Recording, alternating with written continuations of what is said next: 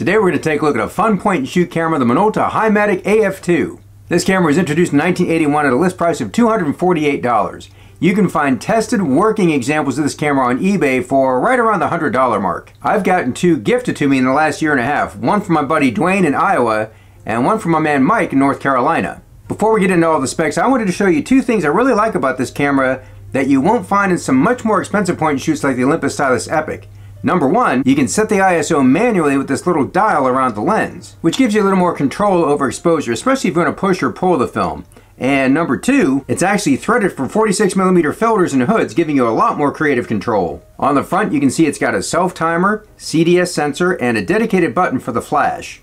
If you take a look at the back, you'll see it's got little reminders that if you hear 3 quick beeps, it means you're out of focus or flash range, and if you hear 1 long beep, it means you're in low light and may want to use the flash. Some cameras just randomly beep and you don't always know why, so it's nice to have this little guide printed here. On the bottom, you got a standard tripod thread, rewind button, and battery chamber for 2 AA batteries. Alright, let's talk specs. It's got a 38mm lens, 4 elements in 3 groups, aperture ranges from f2.8 to f17.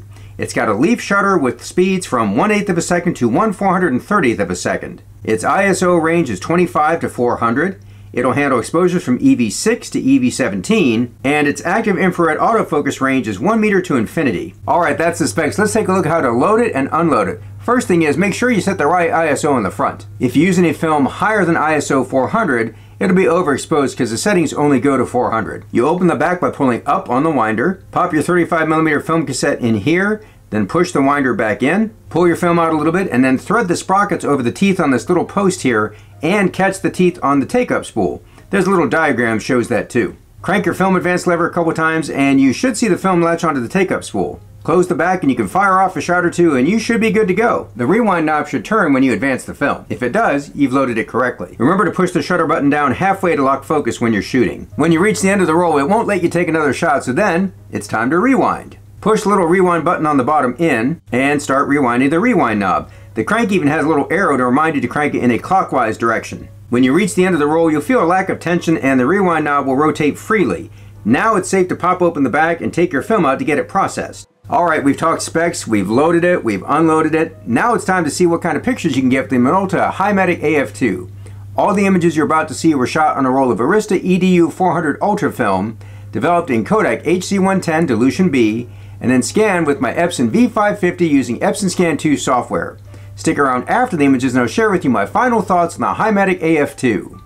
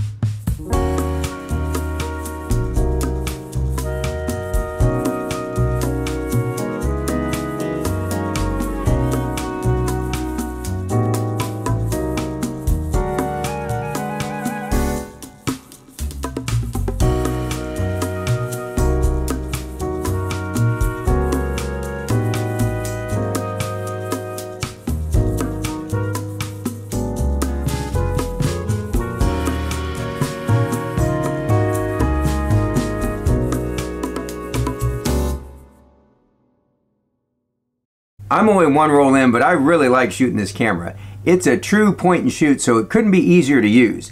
Having it on a strap is good because it's not really very pocket friendly unless you get really big pockets, but it's not a big bulky SLR either. Size-wise, it's in the same range as the Nikon L35AF, or what I call the mid-size sedan class. I like the images I got with this. I was happy with the contrast.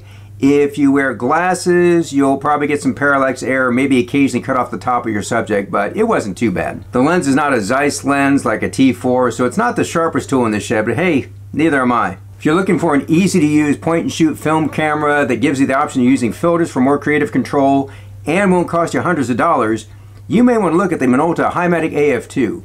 If you don't care about filters and want an even cheaper point-and-shoot from Minolta, click on the video popping up on the screen now. Until next time, do some good, have some fun, and shoot some film.